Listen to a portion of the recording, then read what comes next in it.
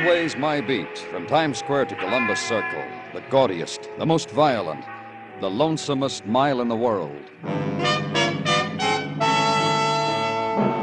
Broadway's My Beat, with Larry Thor as Detective Danny Clover.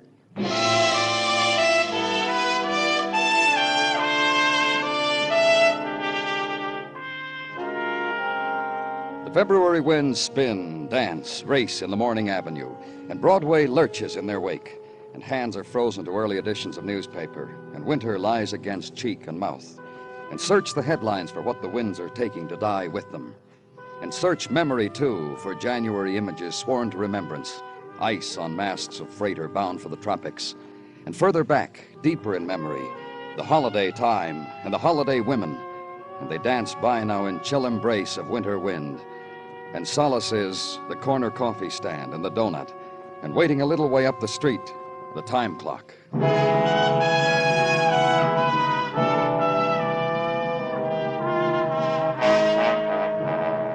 And downtown, the new morning is emergency ward of police hospital, and a wall clock that jerks its hands into the 8 o'clock time, and a man, Dr. Sinsky.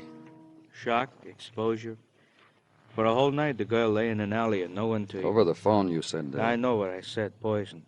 There were symptoms. The lab confirmed my diagnosis just minutes ago. Pretty. Yes. Now that dead is asleep, her prettiness has returned. Here, Danny. Here's the history on her. Identified from things in her pocketbook as Peggy Warner, age 28. Where was she found? A moment, Danny. Alley emptying into 19th Street, back of Tate's Bar and Grill on 3rd Avenue. Mm-hmm. A woman came running to Patrolman Carnes on the beat, yelled a drunk girl was sleeping in the alley, and then... Poison, shock, exposure.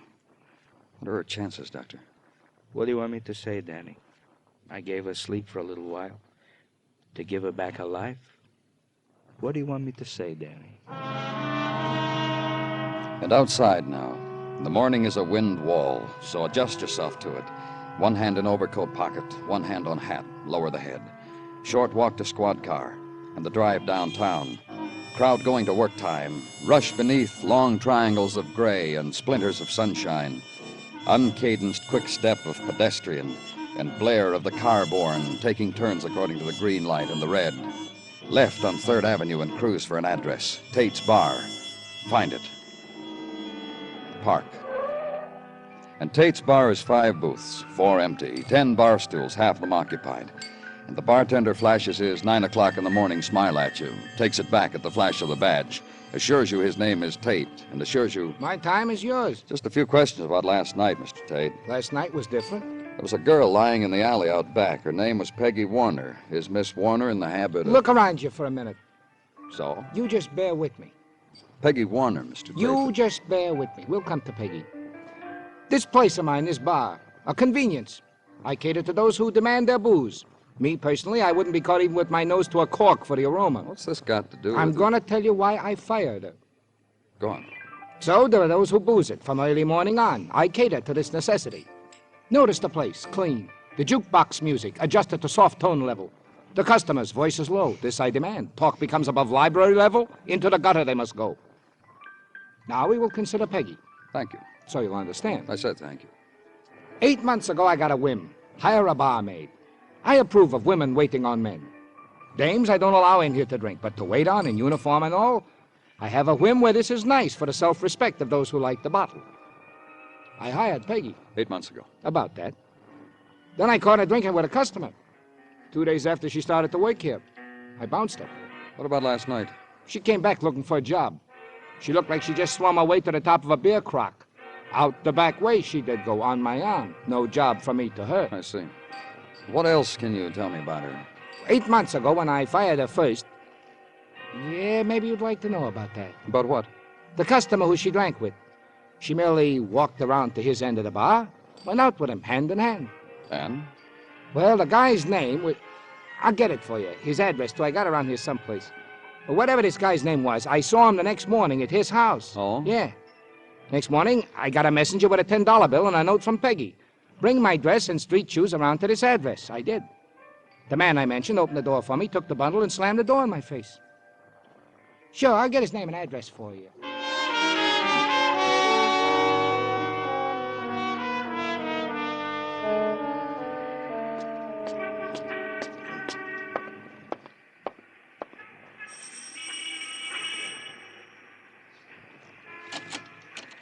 Yes? What do you want? I'm from the police, Danny Clover. And please be brief. You've chosen a very bad time. A woman's morning is quite crowded enough without... Charles Blake live here?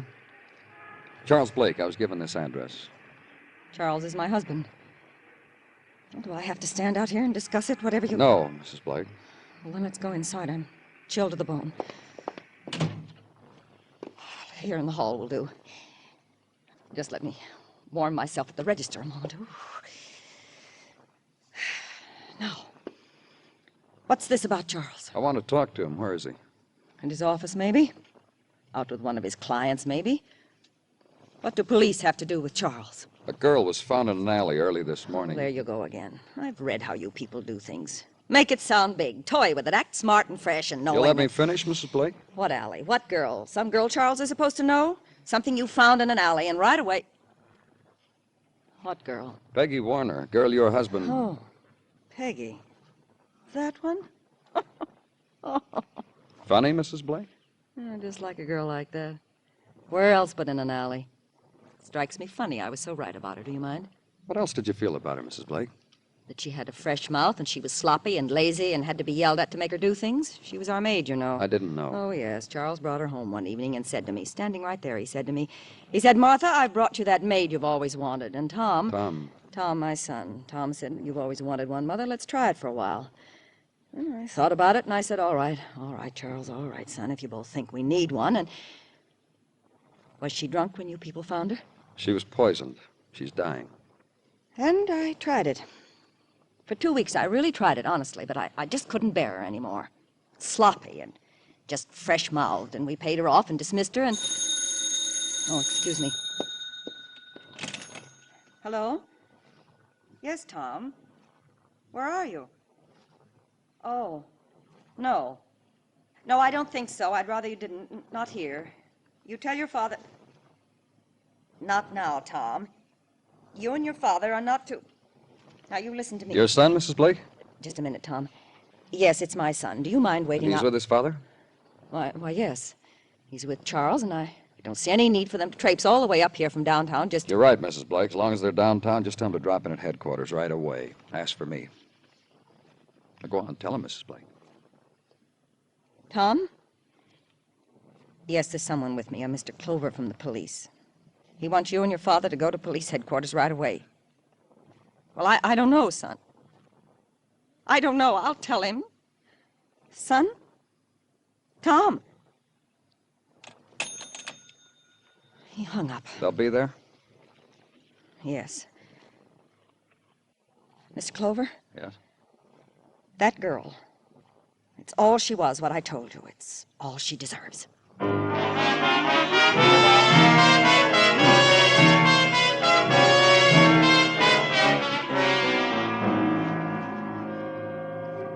Just sit down, gentlemen.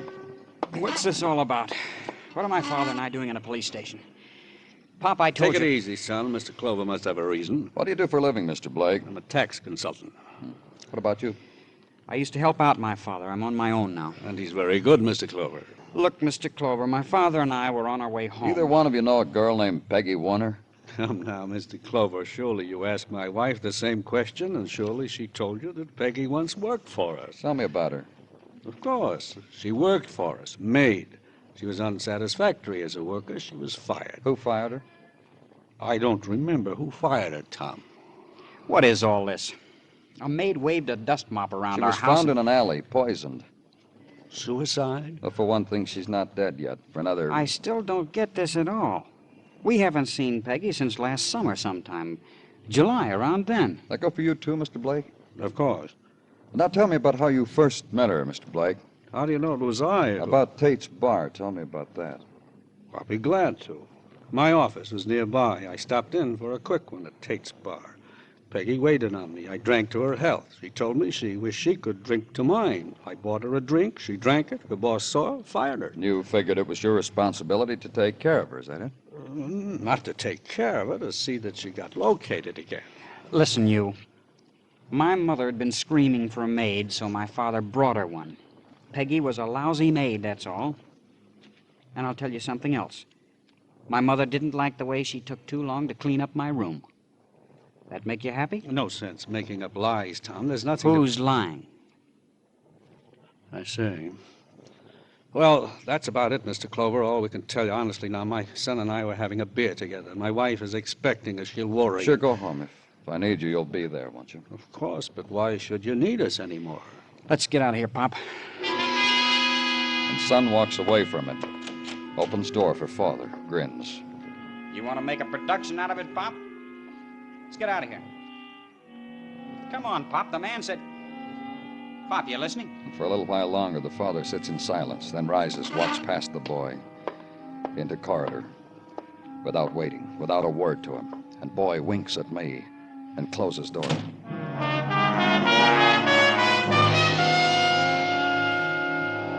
And through window, morning drifts the streets, and chill is grayer now. And over a doorway, neon sparks, sputters, flows in twisted tube.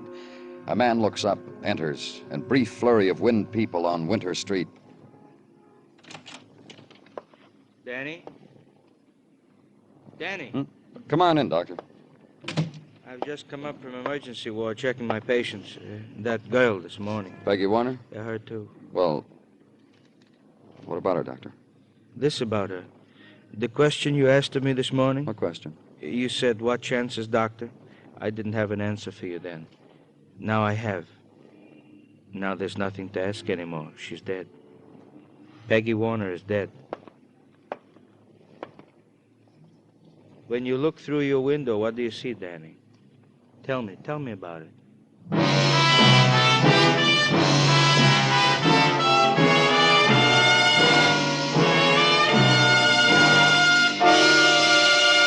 You are listening to Broadway's My Beat, written by Morton Fine and David Friedkin, and starring Larry Thor as Detective Danny Clover. You've heard about the devastation spread in Holland by the hurricane. No doubt it touched your heart, in common with all Americans. And if you've been wondering what you can do to help these brave people in their hour of desperate need, please listen. The State Department and the Executive Office of the President suggest that you send immediately a check to CARE, C-A-R-E, CARE, New York. Holland's greatest need is for blankets. CARE can send more, faster, with your dollars. To relieve an immediate pressing need, make your relief money for Holland go farthest by sending your check to CARE, New York.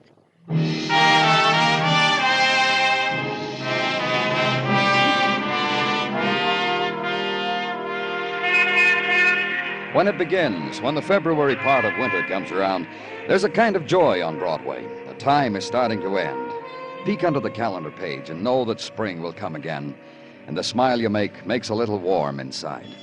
But there'll be the winter things to remember. The evenings just as nighttime drifted in, when lights danced their patterns just for you, and later when you made the stars do things just for her.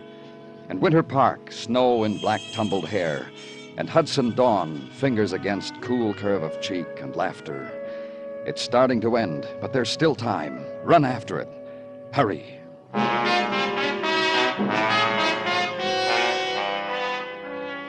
And the rush of new morning at police headquarters, the way it happens always, but with minor variations according to the vagaries of Sergeant Gino Tartaglia.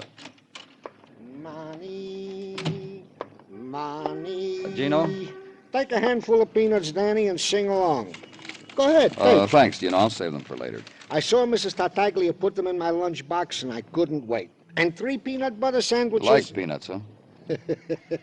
What's the matter? What a question. It's like asking a fellow if he likes gherkins. What? A question. Gino, do you have anything for me? Indeed I do. Will you let me have it, please? Some questions. Like asking a fellow... So help me, Gino. Very well, Danny. A check into the background of Miss Peggy Warner, deceased. Nothing on the blotter at records. So far as we can tell, Miss Warner was a law-abiding citizen. However... However what? A hurry-up wire to Baltimore, to the Social Security office, and a relay to the folk down there of Miss Warner's Social Security number taken from her effects reveal the following. Go on. Miss Warner was a bad employment risk for some reason or another. A list of places where she worked for the last 8 months is this long. Here, Danny, you can see for yourself. After the bar job, she was employed as a waitress in the village tea shop. Then as an elevator operator at a fancy dress shop on Park. And Gino. Then... yes, Danny? I can read. Oh. Yeah. Thank you very much, Gino. You were good today. Very good. Tell Mrs. Tartaglia.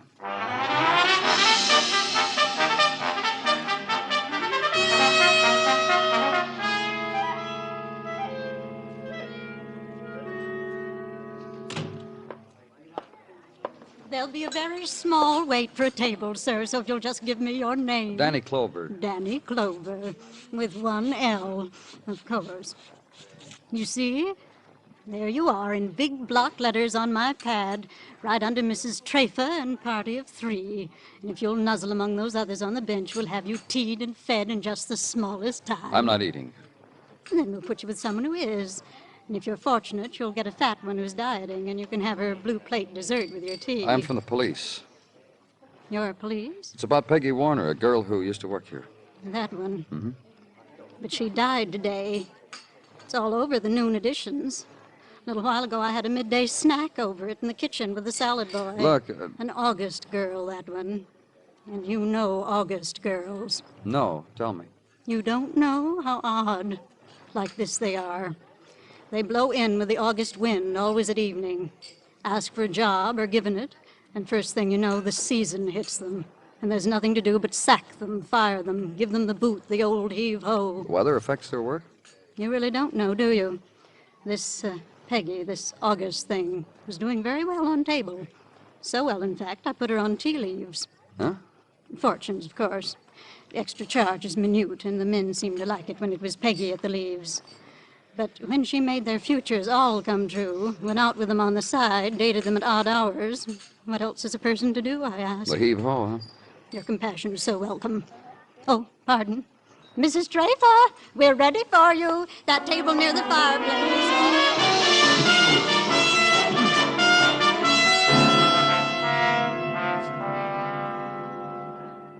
Peggy Warner, is that the name? That's right. She worked here in this dress shop, didn't she? Why? What about her? What about her is that she's dead. Why is because I'm a policeman and I'm asking. Miss Warner worked here. She ran the elevator.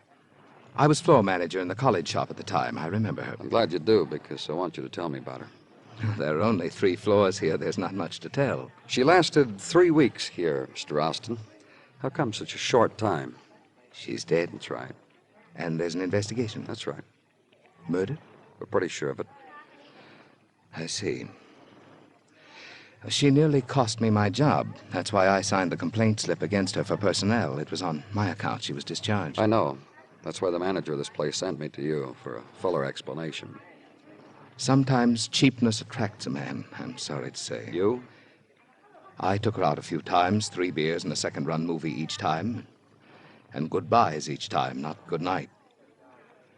I didn't like myself. So you had her fired? I couldn't stand her around. I'm thinking of marrying a lovely girl who... Well, I had to get rid of Peggy. I did. Now she's dead. Now I can stop looking for her. And leave him. And 2 other places where a girl, now dead, had worked, had been fired, had made other brief impressions. Usherette in a theater on West 125th Street. Handled uniform and flashlight real clever until one day showed an early matinee movie lover to a loge seat. Sat down in the empty one next to him right through second feature, newsreel, animated cartoon. Candy intermission also while the lights were up. Also laughed loud through very sad passages. Fired. Turned in flashlight and uniform. And a 5 and dime on East 26th Street. Lawn changed several men customers till one day she did it to lady store detective. Laughed right in her face. Fired. And the home insulating firm where Peggy Warner had been hired as house-to-house canvasser had made a house call. After an hour, phoned the home office, said she thought she needed a vacation. Our canvassers work on a volume basis. Fired. The life work, the employment rundown on Peggy Warner. And forget the rest of the list. Go back to headquarters. And a man in your office waiting for you. You been hustling, Danny? Gino said you've been waiting. He said Detective Muggavan had something for me. You got something, Muggavan? I've been making a routine rundown on Charles Blake. Figure maybe I could save you some legwork. Oh, tell me. Charles Blake, you remember, the big-hearted fellow meets a girl, buys her a drink, gives her a job in his own home, and maid for the wife and kid. I remember. What about him? Well, Charles has been separated from his wife 6 months now. A stunner, huh? Go on. He hasn't lived in his home. Kindly folk, neighbors, clients, very glad to cooperate with you boys of the police department, that type. They told me. Told me other things. And you'll tell me, huh? It's what I knew you'd ask, Danny. Yeah. They told me how Charlie Blake didn't deserve a nice home like this, a nice wife, how Charlie was a chaser, also a hunter. All right, he hasn't been in his home for 6 months. You find out where he has been? Oh, you got that list Tartaglia gave you? Places where Peggy Warner worked? Yeah? Give it to Oh, me. look, Muggerman, I've been through the list. Oh, just give it to me, huh? Thanks. Now, come over here to the wall map, Danny, a map of the city. I'm encircling some spots on it while I waited. Here. Oh, what about it? Places where Charles Blake has opened a tax consultant office in the last 6 months. Sometimes with living quarters, sometimes a rented room right in the neighborhood. A wanderer, huh, Danny? Yeah. Now check these against the addresses of places where Peggy Warner worked. Here, West 125th Street. Charlie's office here. This one, Mrs. Teamy's Tea Shop. Charlie here. Bank Street in the Village. Charlie's office on Bank. This one. Get a squad car, huh, Muggerman? That's why I waited, Danny, so you'd tell me to do that.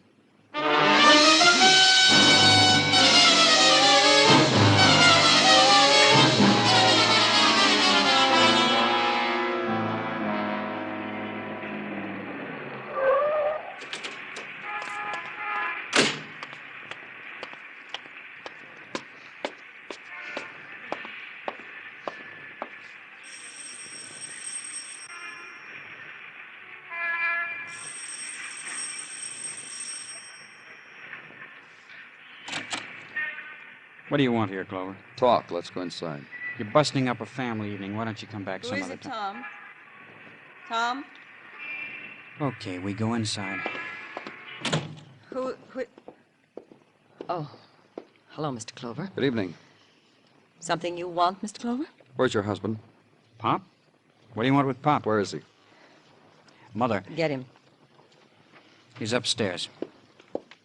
Still about that girl, Mr. Clover? That's right.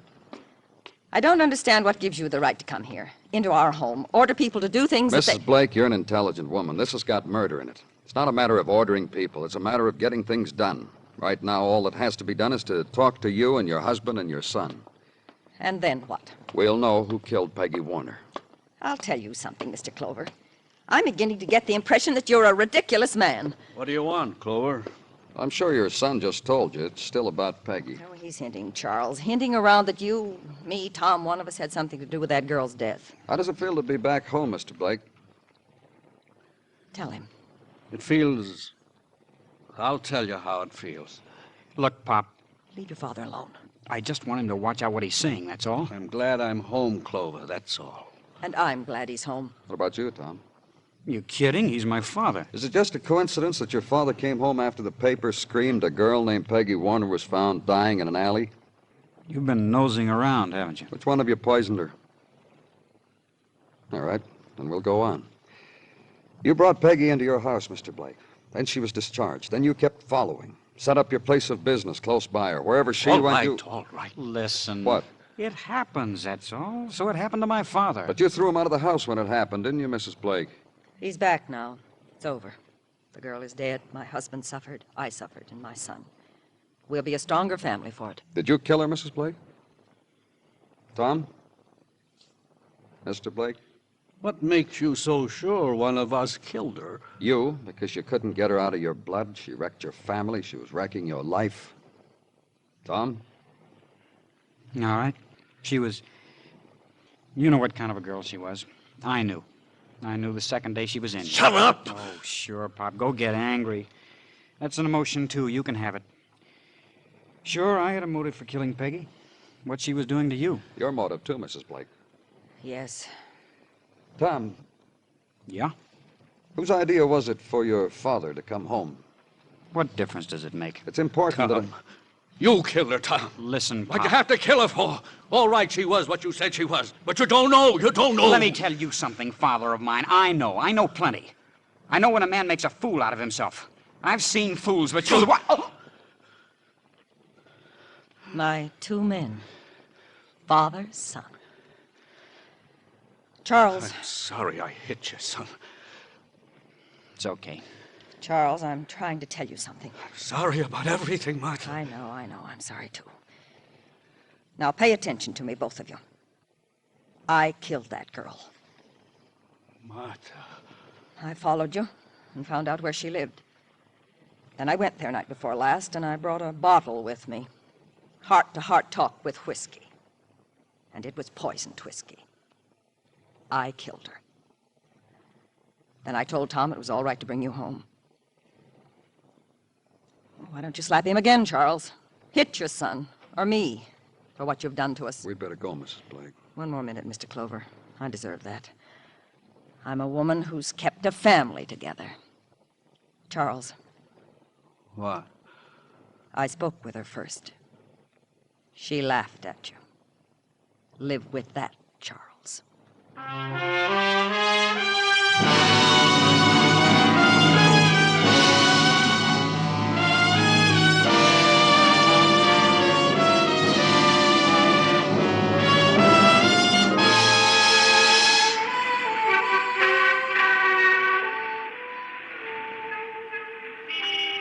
In the minutes before dawn, Broadway lies huddled in a dreamless sleep.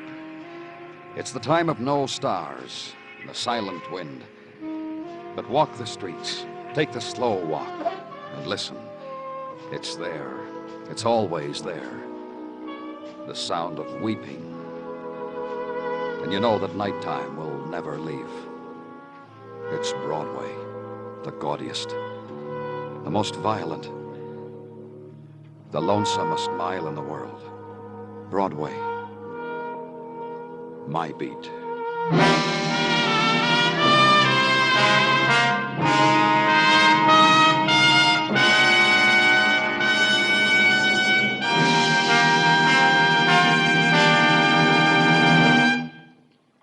Broadway's My Beat stars Larry Thor as Detective Danny Clover, with Charles Calvert as Tartaglia and Jack Crucian as Muggavan. The program is produced and directed by Elliott Lewis, with music composed and conducted by Alexander Courage. In tonight's story, Irene Tedrow was heard as Martha, Herb Butterfield as Charles, and Sam Edwards as Tom. Featured in the cast were Marvin Miller and Peggy Weber. Bill Anders speaking.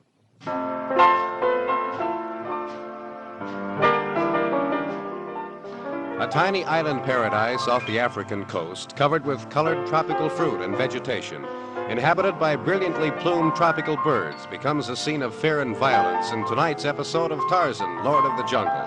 A man, his wife, and the son they dote on are enveloped by strange events indeed, until Tarzan decides to investigate.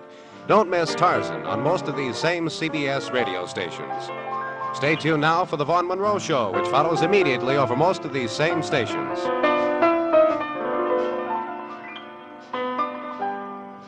And remember, where there's Gunsmoke, there's Western Adventures, Saturday nights on the CBS Radio Network.